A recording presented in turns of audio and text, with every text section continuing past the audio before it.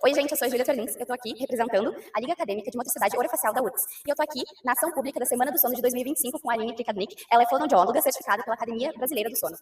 Tudo bem, Aline? Tudo bem? Obrigada, Júlia. Obrigada pela participação de vocês na ação. Qual que é a importância de um fonoaudiólogo especialista em motricidade orofacial para o sono? É extremamente importante quando a gente pensa que a terapia miofuncional orofacial é uma das opções de tratamento para pessoas com apneia obstrutiva do sono.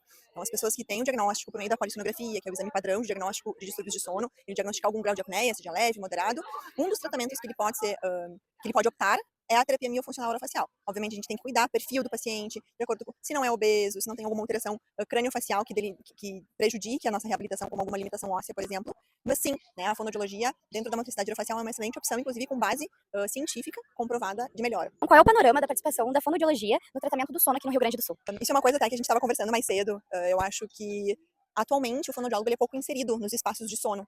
Eu estou frequentemente em congressos do sono, ou mundial, ou brasileiro, ou cursos de atualização em fonoaudiologia do sono ao redor do Brasil, e eu vejo pouquíssimos fonoaudiólogos aqui do Rio Grande do Sul. E isso é uma coisa que eu sinto muita falta, de ter uma equipe de fonoaudiólogos que atuem em sono aqui no Rio Grande do Sul. Eu tenho contato direto com o pessoal de Santa Catarina, São Paulo, Nordeste, mas eu realmente tenho pouquíssimo contato, ou mesmo temos pouquíssimos fonoaudiólogos que estão engajados nas equipes de sono aqui do Rio Grande do Sul. Ou talvez tenham alguns que trabalhem mais isolados, mas a gente precisa estar engajado. Sono a gente não consegue tratar sozinho.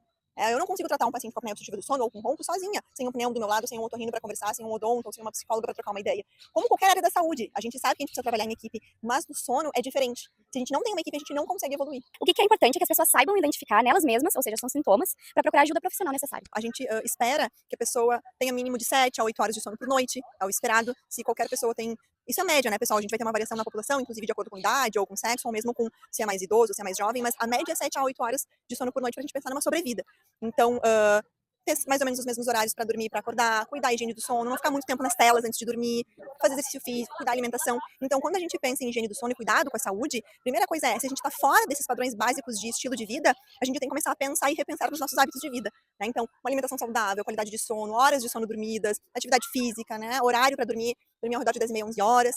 Essa é a média que a gente espera. Mas, claro, se você começa a acordar várias vezes na madrugada, ou se você acorda com muito cansaço, ou com muita dor de cabeça, ou não consegue se concentrar durante o dia, ou está sempre de mau humor, ou começa a ter algum desenvolvimento de doença cardiovascular, hipertensão, começa a ter algum diagnóstico, uma suspeita, investigue seu sono. Quando a gente tem qualquer alteração de saúde, a primeira coisa que a gente precisa pensar é sono. Tô dormindo bem? Não tô com privação de sono. E tudo perpassa o sono. Mau humor, ansiedade, dificuldade de concentração, alterações de doenças diversas que daqui a pouco a gente pode vir a ter, diabetes, doenças cardiovasculares, enfim.